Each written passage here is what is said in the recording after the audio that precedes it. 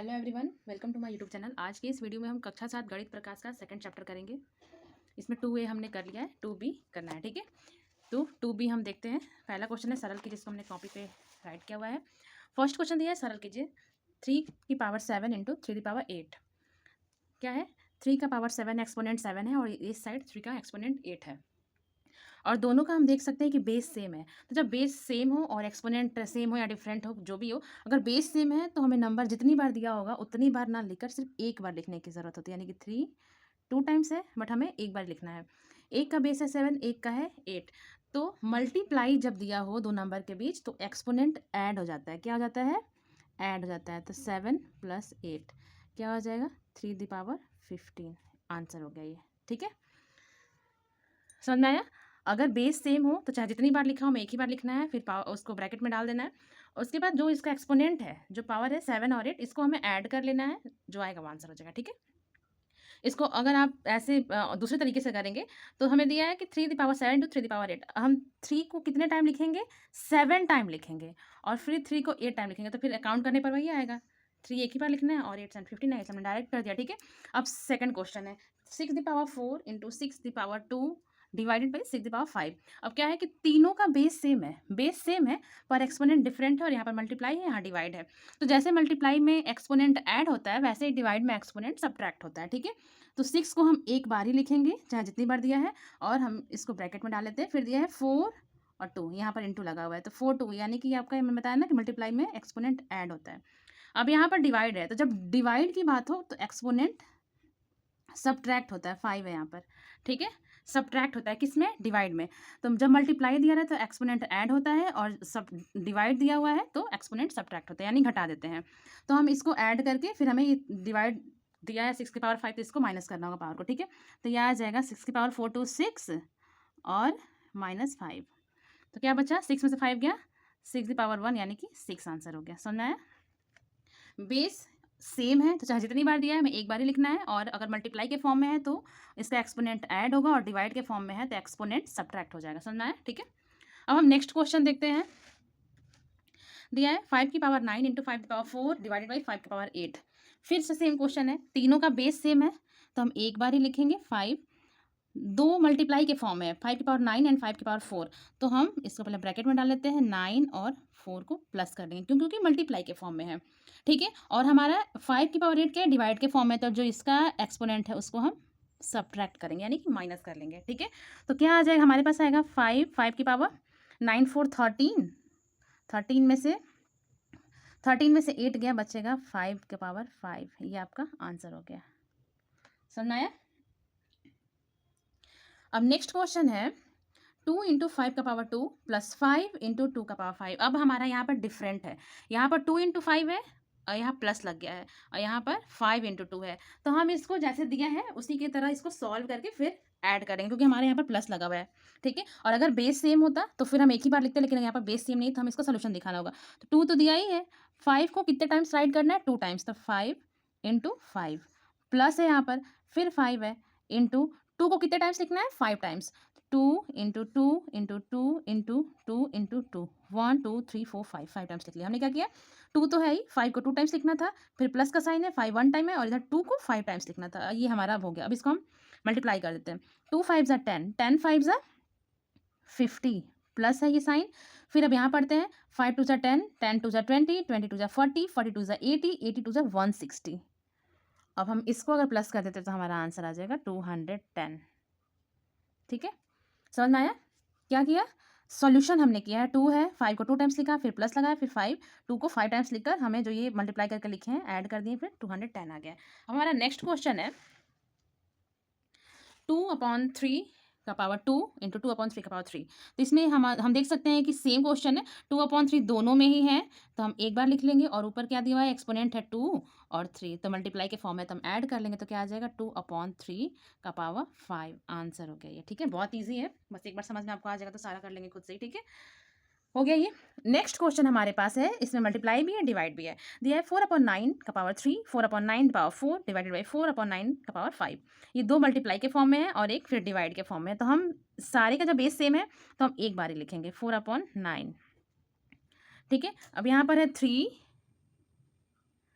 फिर है 4 और ये डिवाइड के फॉर्म में है तो ये है 5। समझ में आ गया? ये है 3 4 और हमने इसको प्लस किया क्योंकि ये मल्टीप्लाई के फॉर्म में है और ये तीसरा डिवाइड के फॉर्म में था, इसलिए हमने यहाँ पर माइनस लगा दिया। अब हम इसको ऐड कर लेंगे तो हो जाएगा 4/9 का पावर आएगा 437 माइनस 5 इज इक्वल टू 4/9 का पावर 2। आंसर आ गया ये। ठीक है, फिर हमारा नेक्स्ट क्वेश्चन है सेकंड क्वेश्चन। फर्स्ट हमने सॉल्व कर लिया। ठीक है, फर्स्ट के 6 क्वेश्चन थे, सारे सॉल्व हो गए। अब हम सेकंड पे आते हैं। सेकंड का दिया हुआ है क्वेश्चन, सरल कीजिए। ठीक है, उसी टाइप से ये भी है 15 का power 8 into 15 the power 12 divided by 15 का पावर 20। देखिए क्या दिया हुआ है यहाँ पर, 15 तीनों में बेस है तो हम एक बार ही लिखेंगे 15। अब हमारा एक है 8 और इंटू में है दूसरा एक्सपोनेंट, इसलिए हम यहाँ पे प्लस कर लेंगे। फिर थर्ड टाइम डिवाइड के फॉर्म में है तो हम इसको माइनस करेंगे, -20। तो आ जाएगा 15 का पावर 8 और 12 हो जाएगा 20 और -20 तो आ जाएगा 15 का पावर 0। और आपको पता है ना कि किसी भी नंबर का अगर एक्सपोनेंट 0 हो तो वैल्यू हमेशा 1 होता है, इसलिए 1 आंसर आ गया। सेकंड क्वेश्चन है 25 का पावर 3 इंटू 25 का पावर 7 डिवाइडेड बाई 25 का पावर 10। हमारे पास क्या है, 25 3 टाइम्स है, बेस सेम है इसलिए हम एक बार ही लिखेंगे और 2 मल्टीप्लाई के फॉर्म में है तो हमने इसके एक्सपोनेंट को प्लस कर लिया। तीसरा डिवाइड के फॉर्म में है तो हम इसको माइनस करेंगे तो क्या आएगा 25। ठीक है, 7 3 10 माइनस 10 क्या बचा 25 का पावर 0, क्योंकि 10 से 10 के कुछ नहीं बचा, 0 बचा। और किसी भी नंबर का अगर एक्सपोनेंट 0 हो तो वैल्यू हमेशा 1 होती है, इसलिए ये 1 आंसर आ गया। ठीक है, अब सेकंड का हम थर्ड क्वेश्चन देखते हैं। दिया है 1/2 का पावर 6 इंटू 1/2 का पावर 3 डिवाइडेड बाई 1/2 का पावर 8। अब फिर से वही है। ठीक है, सेम बेस है हमारे पास, एक्सपोनेंट डिफरेंट है तो कोई बात नहीं, हमें इसके बेस से मतलब होना चाहिए। तो 1/2 यहाँ पर 3 टाइम्स है तो इसे यहाँ पर हमने इसको 1 टाइम लिख लिया। फिर है 6 और दूसरे में है 3, दोनों मल्टीप्लाई के फॉर्म में है तो 6 और 3 को हमने प्लस कर लिया। तीसरा 1/2 यहाँ पर डिवाइड के फॉर्म में है जिसका पावर 8 है तो हमने 8 को माइनस कर लिया क्योंकि डिवाइड के फॉर्म में है। मैंने बताया कि जब भी एक्सपोनेंट अगर मतलब मल्टीप्लाई के फॉर्म में बेस हो तो एक्सपोनेंट ऐड होता है और डिवाइड के फॉर्म में हो तो सब्ट्रैक्ट होता है। ठीक है, इसके घात को हम सब्ट्रैक्ट कर देंगे, माइनस कर लेंगे। हमारे पास आएगा 1/2 639 माइनस 8 इज इक्वल टू 1/2 का पावर 1। तो यानी कि क्या आ गया 1 है, यानी कि 1/2 ही आंसर हो गया। फिर हमारा नेक्स्ट क्वेश्चन है 3/4 का पावर 2 इंटू 3/4 का पावर 6 डिवाइड बाई 3/4 का पावर 5 है। तो हमारे पास 3 बार लिखा हुआ है सेम बेस तो हम एक ही बार लिखेंगे यहाँ पर। फिर 2 और 6 को ऐड किया, 5 को माइनस किया क्योंकि मल्टीप्लाई के फॉर्म में डिवाइड के फॉर्म में है।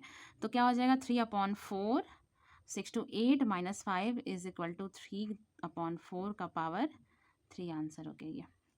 ठीक है, ये आपका सेकंड क्वेश्चन भी होगा। हमारे पास अब आया थर्ड क्वेश्चन। थर्ड क्वेश्चन कह रहा है -1 का पावर 3 इंटू -1 का पावर 2 इंटू -1 का पावर 15 का मान बताइए।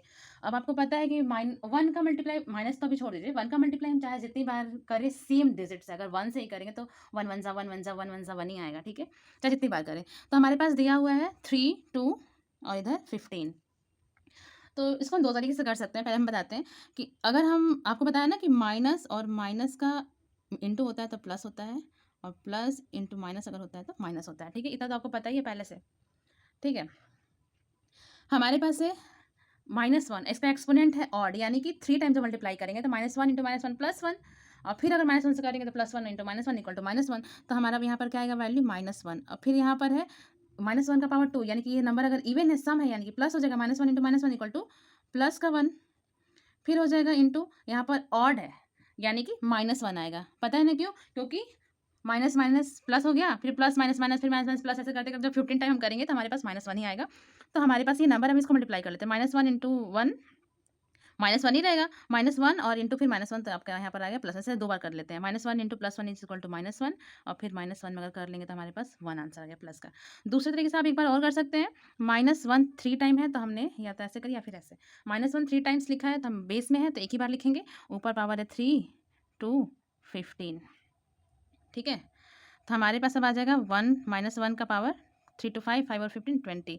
अब हम देख सकते हैं कि ये नंबर जो है 2 से डिविजिबल है, यानी कि इवन नंबर है। इवन है यानी कि वैल्यू हमेशा प्लस में आएगी, यानी कि +1 1 आंसर हो जाएगा। +1 लिखिए या 1 लिखिए। ठीक है, हमारे पास नेक्स्ट क्वेश्चन है -1 का पावर 49 डिवाइड बाई -1 का पावर 25 का मान बताना है हमें।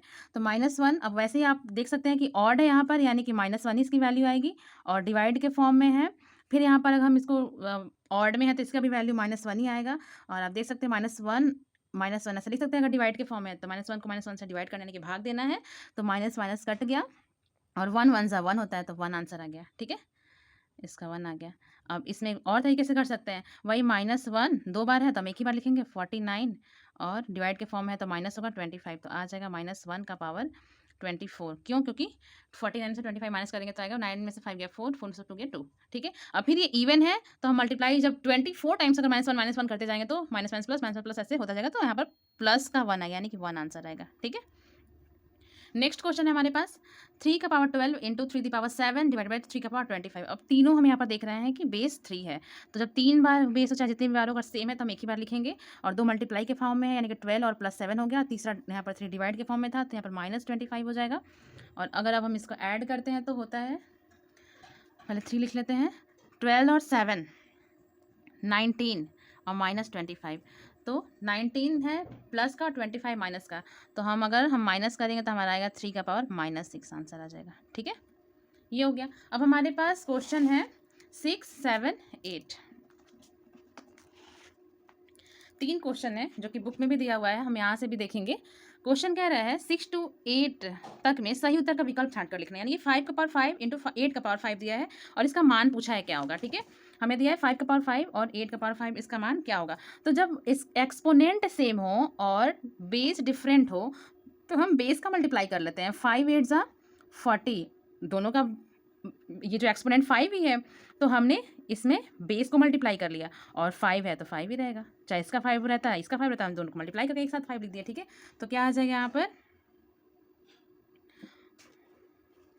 40 का पावर 5। फर्स्ट यहाँ पर option, first option is right, ये वाला सही है। ठीक है,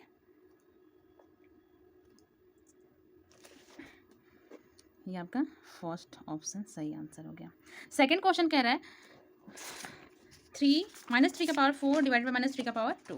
ठीक है, कह रहा है -3 दी पावर 4 डिवाइड बाई -3 का पावर 2। तो हमने बताया था ना कि अगर बेस सेम हो तो एक ही बार लिखते हैं और डिवाइड के फॉर्म में यानी कि माइनस हो जाएगा, तो आ जाएगा -3 और क्या यहाँ पर बचा, 4 में से 2 गया 2, तो यहाँ पर मल्टीप्लाई करके इसका वैल्यू बता देते हैं -3 इंटू -3, क्योंकि यहाँ पर 2 दिया है तो हम 2 बार मल्टीप्लाई कर दिए, माइनस प्लस हो गया, 3 3 ज़ा 9, 9 आंसर आ गया। अब 9 किस कौन सा ऑप्शन है देखते हैं, 9 7 का थर्ड है, 7 का थर्ड आपका यहाँ पर 9 दिया हुआ है। ठीक है, तो 7 का जो है थर्ड वाला ऑप्शन, थर्ड ऑप्शन 7 का यहाँ पर हमारा ये वाला सही हो जाएगा।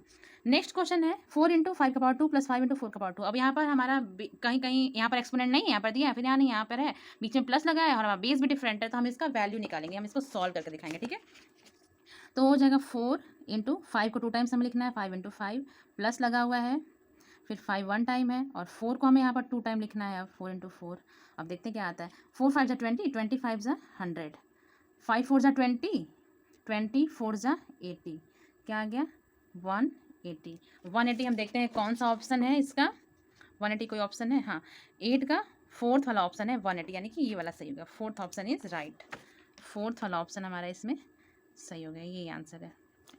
ठीक है, तो इस तरह हमारा सेकंड चैप्टर खत्म हो गया, सेकंड का 2B खत्म हो गया। ठीक है, ये 2B था, इसमें कुछ क्वेश्चंस दिए हुए थे, हमने सॉल्व कर लिया। अब नेक्स्ट वीडियो में हम लोग 2C पढ़ेंगे। ठीक है, okay, please like and subscribe the channel, thanks for watching.